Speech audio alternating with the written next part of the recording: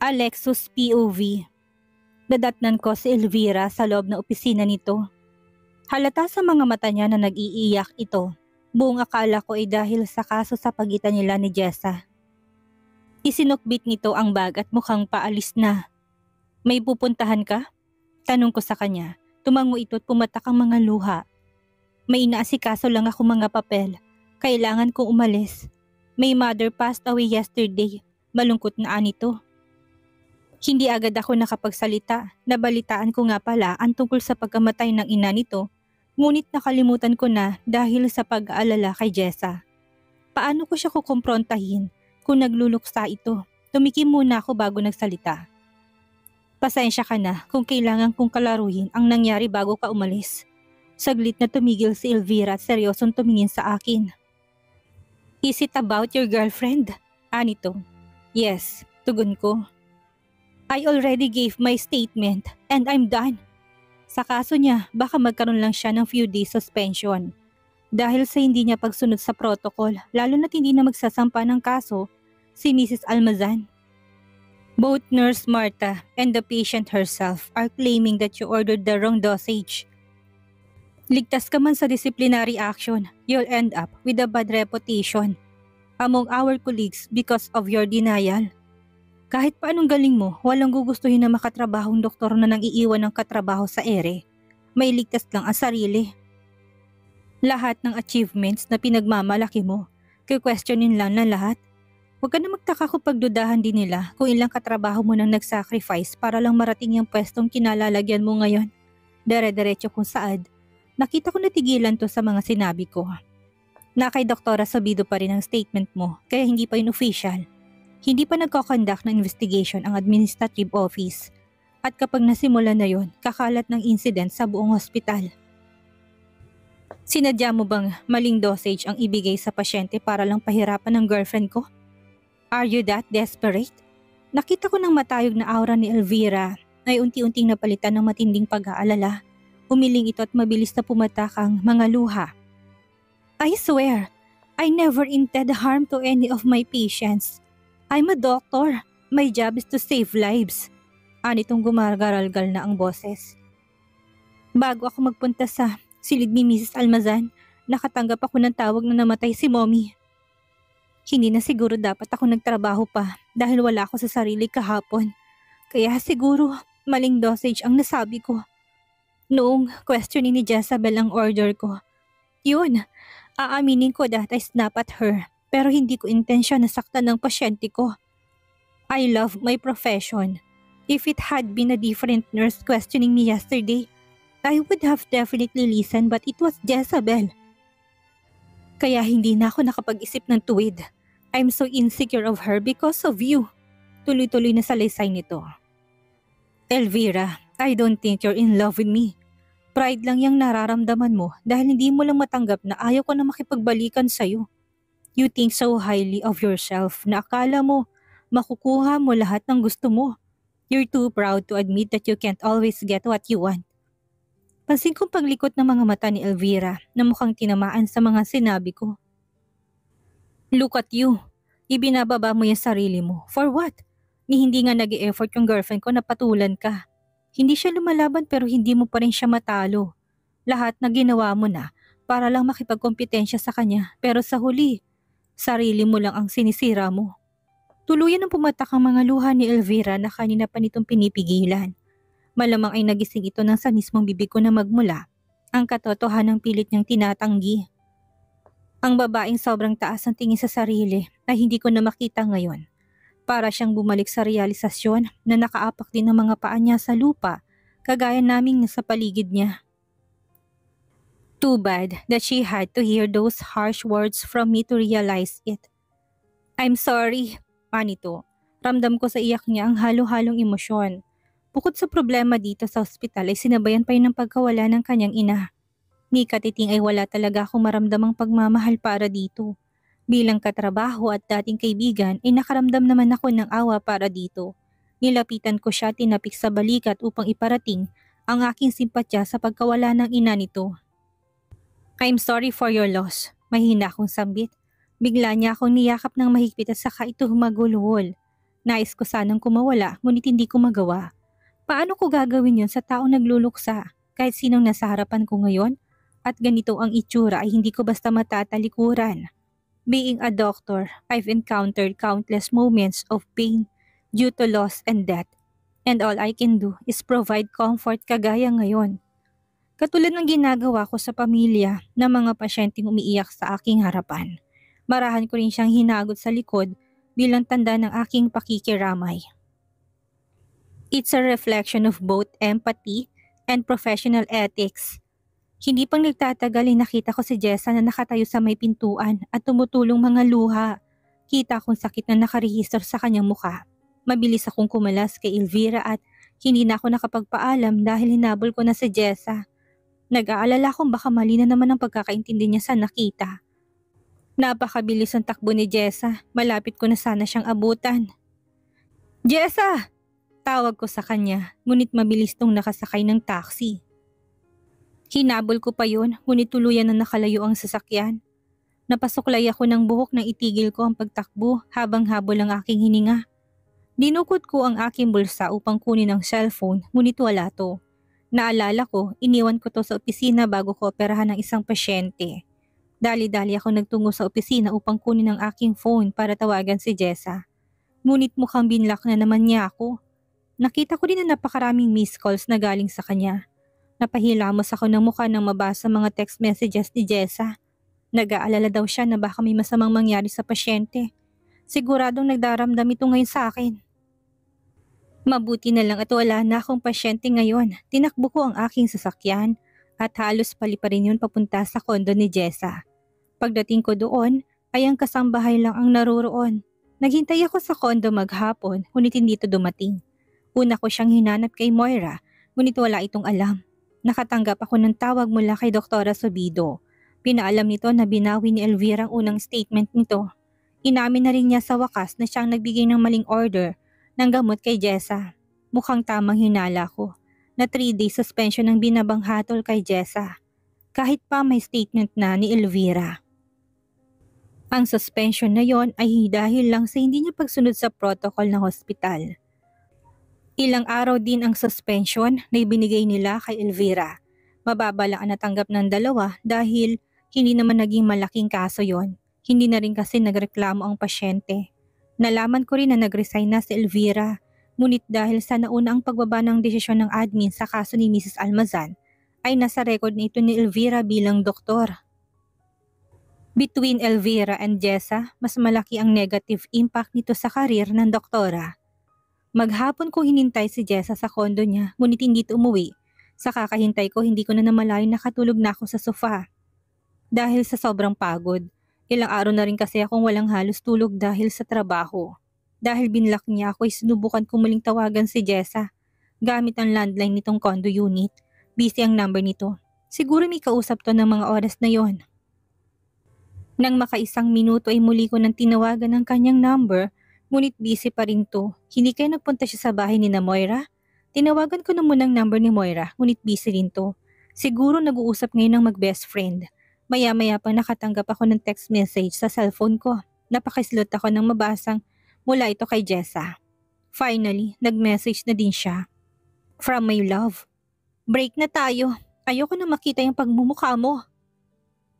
Natuliro ako at dali-daling tinawagan ang number niya, ngunit block na naman ako.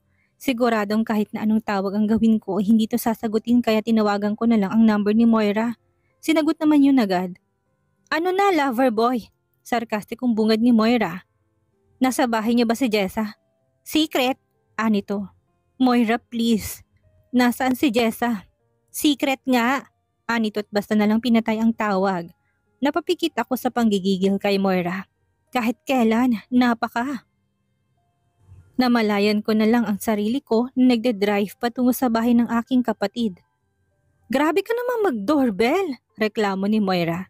Kasambahay ng mga to ang nagbukas at kasunod nito si Moira. Dumiretso to sa labas ng pintuan at sinipat-sipat ang pinto. Wawasakin mo bang pintuan namin? Anito. Ang tagal nilang lumabas kaya pinagsisipa kong pintuan nila. Habi niyo bang magkapatid ang manira ng pinto? Patuloy ni Moira. Nasaan si Jessa? Nandito ba siya? Tanong ko tuloy-tuloy akong pumasok sa bahay nila. Wala.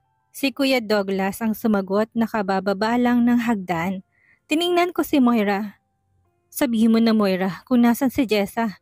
Nag-hotel ba siya? Gigil kong tanong dito. Sabi kasi ni Jessa wag kong sasabihin sa'yo. Kamot itong ulot alinlangang ngumiti. Napatiimbagang ako at mariin siyang tinitigan.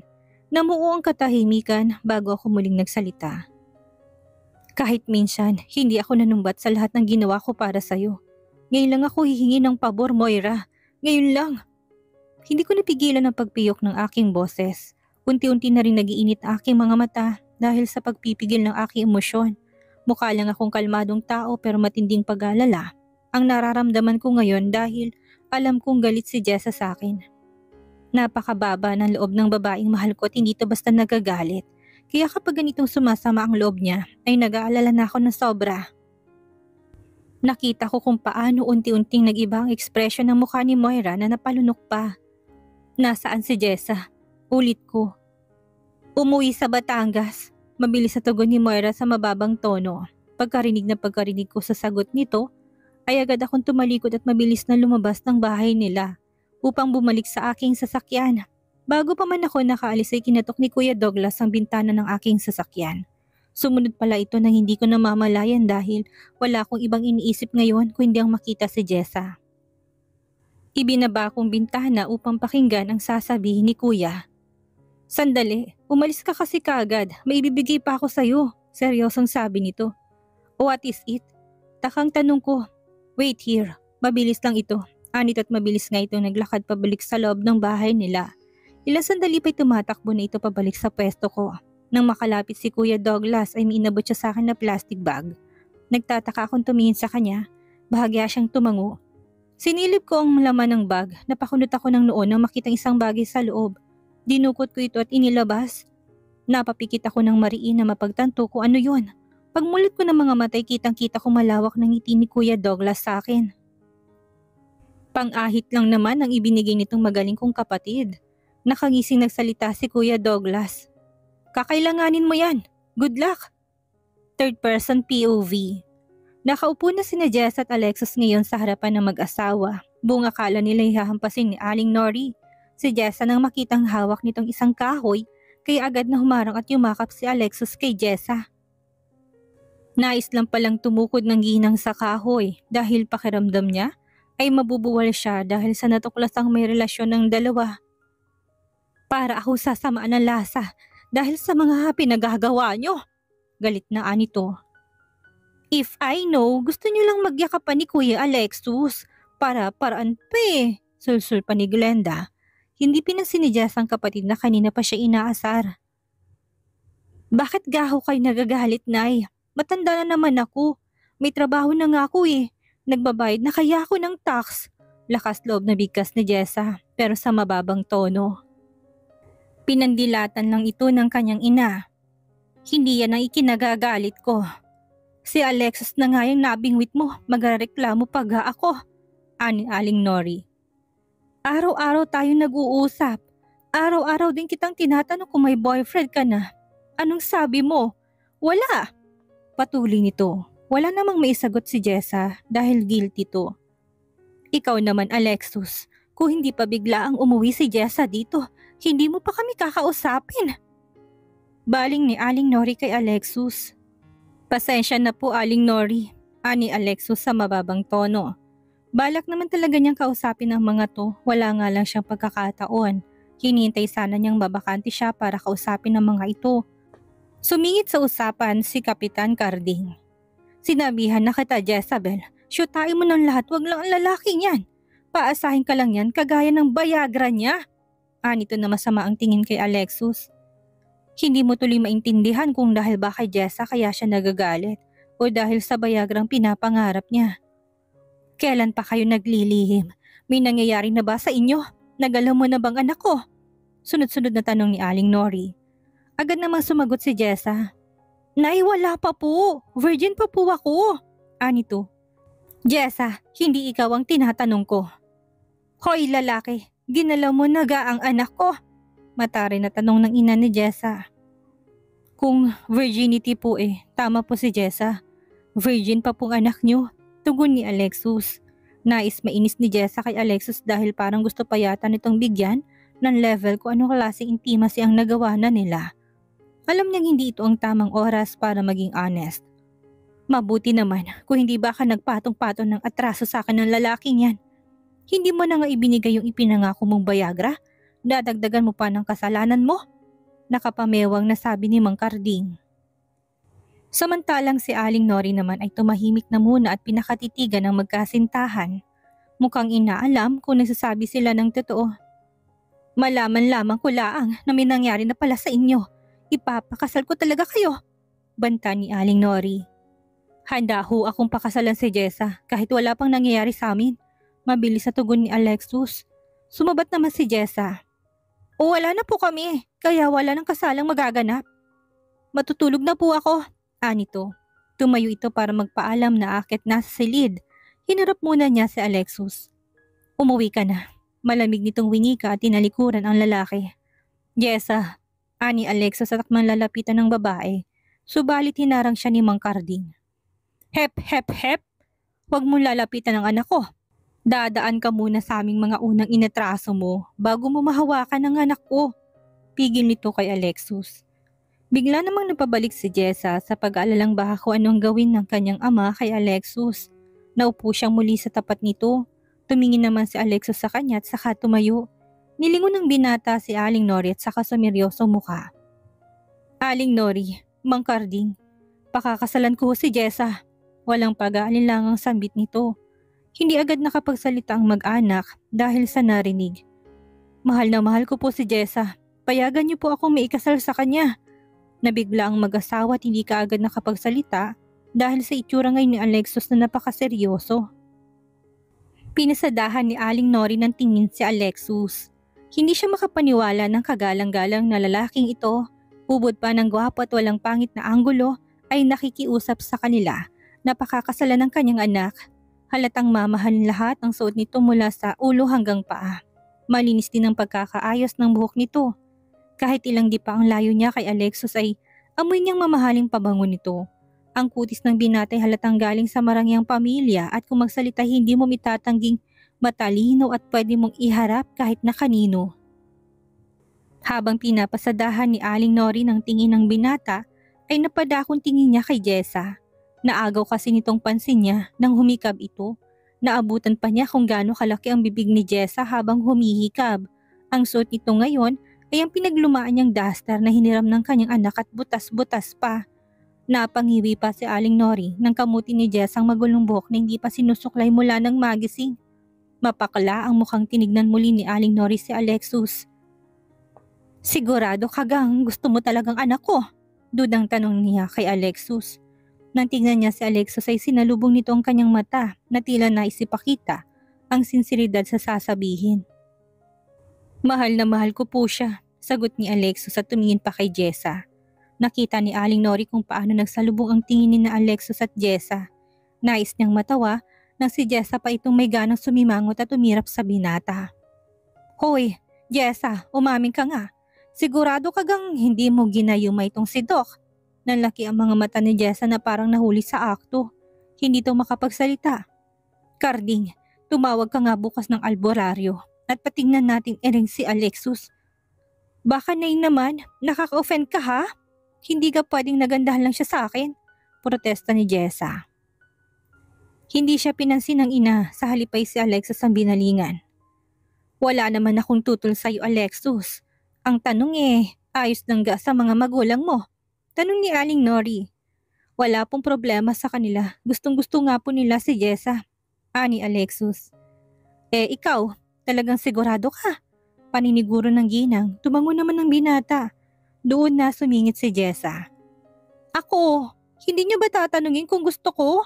Paano kung ayaw ko? Singit ni Jessa. Huwag ka nang mag-inarte dyan. Pasalamat ka nga't nagustuhan ka ni Alexus. Asik ni Aling Nori sa anak. Tumawa ng malakas si Glenda nang hindi na makatiis. Juicy pa si ate, akala mo naman kagandahan. Anito na patuloy sa pagtawa. Binato ni Jessa ng matalim na tingin ng kapatid. Alexus, talaga bang gusto mong pakasalan ng anak ko? Wala bang sira yung mga mata mo? Hirit ni Aling Nori. Napangiwi naman ang mukha ni Jessa. Tumayo ito pagkuhan. Hindi ho ako magpapakasal. Anito sa malamig na boses. Hindi ako magpapakasal sa taksil na yan. Yung sanang gusto niyang sabihin ngunit hindi naman niya masabi-sabi dahil mas lalo pang hahaba ang usapan.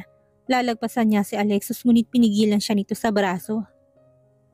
Jessa, mag-usap naman tayo. Mahal na mahal kita. Sige na, pumayag ka na magpakasal. Payag na nga si Aling Nori panunuyo ni Alexis. Umalis ka na, ayaw ko makipag-usap sa'yo. Sinalubong ni Jessa ng tingin ng kasintahan. Mahal niya ito pero galit siya dito. Ang ipinagtataka lang niya ay kung bakit nauwi sa kasalan ng usapan. Sa isip niya ay parang ang bilis naman yata. Hindi pa nga niya ito napapatawad tapos yayain na kaagad siya nitong magpakasal? Parang kahapon lang ay kayakapan nito si Elvira. Nang muling maalala ni Jess ang ex nito ay parang umakyat ang dugo sa ulo niya sa sobrang pagkainis. Ikaw kasi Kuya Alexis, bakit kasi niyayakap mo pa yung ex mo? Ayan tuloy beast mode si ate sa'yo, sabat ni Glenda. Mas nadagdagan pa lalong inis ni Jessa dahil sa sulsul na yun ni Glenda. Nalaki naman ang mga mata ni Mang Karding dahil sa narinig. Abat, pati pala anak ko, niloloko at pinapaasa mo.